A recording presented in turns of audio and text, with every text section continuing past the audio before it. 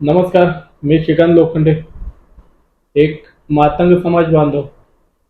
आज आपण एबीएस पुतळा समिती सांगली जिल्हा या नावानं आपण जे यूट्यूब चॅनल चालू केलेलं आहे, त्या यूट्यूब चॅनलच्या माध्यमातून जे आपले मातंग समाजाचे जे घटक आहेत, जे वैचारिक, त्यांना एकत्र करण्याचं काम आपण चालू केलेलं आहे. त्यापैकी पहिली मुलाखत ही आपण घेतलेली होती सुधाकर साहेब गायकवाडांची. पुतळा समितीच्या माध्यमातून पुतळा समिती आपण स्थापन केलेली आहे, पण अजून त्या पुतळा समितीच्या सुद्धा लोकांना एकत्र केलेलं नाही आहे. पण ही सुरुवात आहे. का तर मी एक संस्था चालक आहे. कायदेशीर वाटचाल आणि कायदेशीर चालायचं म्हटलं तर काहीतरी सुरुवात आपल्याला करायला लागते आणि 100% सगळ्यांबरोबर बोलणं झालेलं आहे. पुतळा समिती ही आपली लवकरच रजिस्ट्रेशन होईल.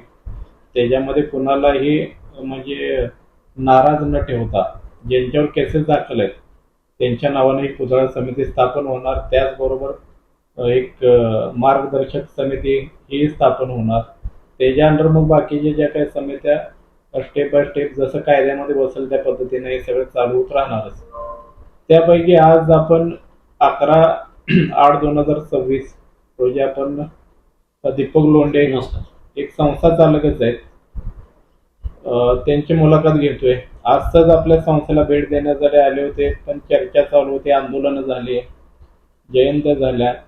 पण काही लोक असे आहेत की आंदोलन आणि जयंती पुरतच उजेडामध्ये येणं आणि वर्षभर गायब होणं.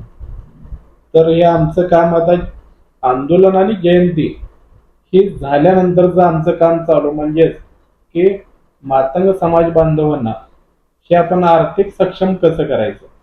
आर्थिक सक्षम म्हणजे आम्ही काही त्यांना पैसे द्यायला जाणार नाही, पण प्रत्येकाची ताकद काय आहे, प्रत्येकाचा विचार काय, प्रत्येकाला कुठला व्यवसाय करायचा आहे आणि जर का त्यातून कोण कोण जर अडचण आपल्या बांधवांना देत असतील तर त्याच्यामध्ये आपण सगळ्यांनी मिळून काय तर त्याला सपोर्ट करून त्या अडचणीतून बाहेर काढणे. म्हणजेच आर्थिक मदत करायला जायचं नाही, पण जिथं तो तटत असेल तिथं आपण त्याला मदत करायची आहे.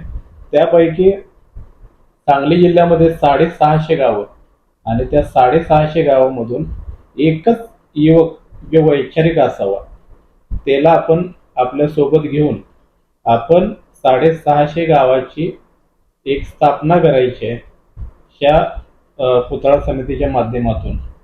आणि ते पूर्णपणे जे आमचे विचार आहेत मी लोंढे साहेबांसमोर मांडतोय, त्यांना काय वाटतंय.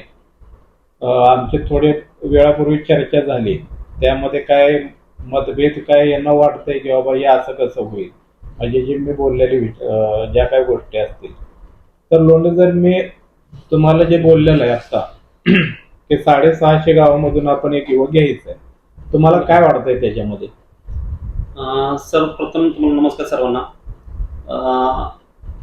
आपण जे आता युवकांना एक सक्षम करण्याच्या दृष्टिकोनातून जे आपण काय बोललो, पुतळा समितीच्या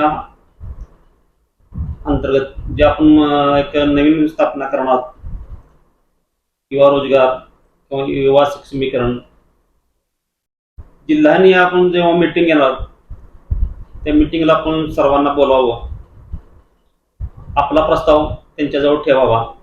समाज कल्याण किंवा कलेक्टर ऑफिस किंवा इतर मार्गातून एक रोजगार उभं करू. आपण उभं करू म्हणजे ज्या स्कीम आहेत, योजना आहेत, त्या योजनेच्या माध्यमातून आपल्या सांगली जिल्ह्यातील जे युवक असतील, जे धडपड असतील किंवा बेरोजगार असतील, अशा युवकांच्या हाताला काम देणं.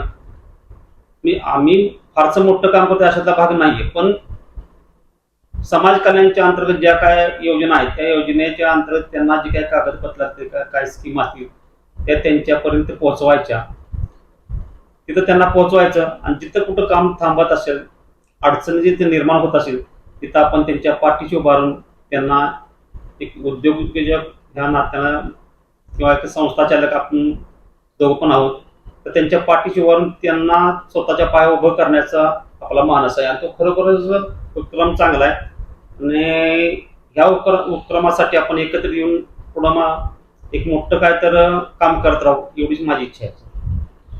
तर आकाश तेवढे मेजर सांगलीमध्ये जे काम बघतात, मी बऱ्याच वर्षापासून त्यांचं काम बघत आलोय. जे मुलांना एक शिक्षण देणं, शिक्षण म्हणजे काय तर कबड्डी म्हणा, या अशा गोष्टीमध्ये पुढे ढकलणं आणि त्यांच्या पाठीशी उभं राहणं. त्याच पद्धतीनं टीम आपण एकत्र करण्याचं काम हे चालू केलेलं आहे.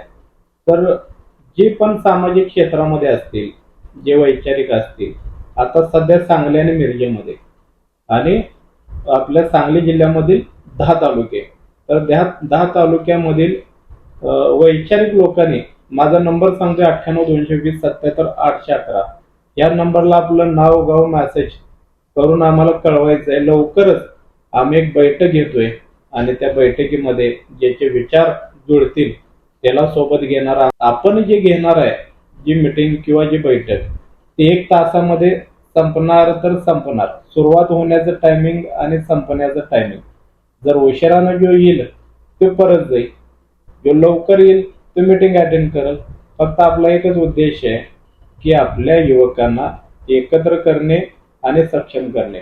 एकदा आपली बॉडी तयार झाली, एकदा बांधणी तयार झाली, त्याच्यानंतर कुठल्याही मिटिंगा होणार नाहीत. जे काय असेल ते तुमचं फक्त व्हॉट्सअप आणि फेसबुकच्या माध्यमातून जे काय आपल्या समस्या असतील किंवा जे काय असेल ते आपलं फक्त युट्यूब आणि आपलं फेसबुक आणि व्हॉट्सअपच्या माध्यमातून म्हणजे होणार. का तर कुठल्याही युवकांचा आम्ही वेळ घेणार नाही किंवा त्यांचा वेळ घालवणार नाही. जेवढा वेळ मीटिंगसाठी जाईल तेवढ्यामध्ये त्यानं जर काय तर काम केला 2 तास 3 तास तर त्याचे 4 पैसे त्याच्या हातामध्ये पडतील. तर ह्यासाठी मी जिल्ह्यातील सगळ्या युवकांची एक लवकरच मीटिंग लावतोय. पहिला इथली बांधणी झाल्यानंतर मग बाहेरची बांधणी. थोड्याच दिवसामध्ये परत प्रेस घेऊन सगळ्या गोष्टी आपण करणारच आहे. त्यामध्ये तुम्हाला काय वाटतं, आपले युवक एकत्र येतील का नाही येतील? नक्कीच सर येतील. कारण असे जे बेरोजगार युवक आहेत किंवा शिकलेले सवरले आहेत, त्यांच्या स्वतःच्या पाय उभारू शकत नाही किंवा त्यांना मार्ग सापडत नाही, अशा विद्यार्थ्यांना किंवा अशा युवकांना आपण त्यांच्या पाय उभा करण्यासाठी सक्षम आहोत. हे त्यांना तिथेपर्यंत आपण पोहोच करू आणि नक्कीच अशा मार्गातून बरेचसे युवक आपल्यापर्यंत येतील, पोहोचतील आणि त्यांची काम आपण करण्यासाठी आपण सक्षम आहोत, एवढं नक्की सांगू शकतो. पण ह्यातून काय गोष्टी अशा झाल्या की मी मध्यंतरी ज्यावेळेला मेसेज वगैरे टाकायला चालू केलो त्यावेळेला काही युवकांचं म्हणणं आहे की तुम्ही लोन करून देताय, तुम्ही कर्ज काढून देताय, तर आम्ही तुम्हाला पेपर देतो, आम्ही तुम्हाला म्हणजे तुम्ही आम्हाला कर्ज काढून द्या.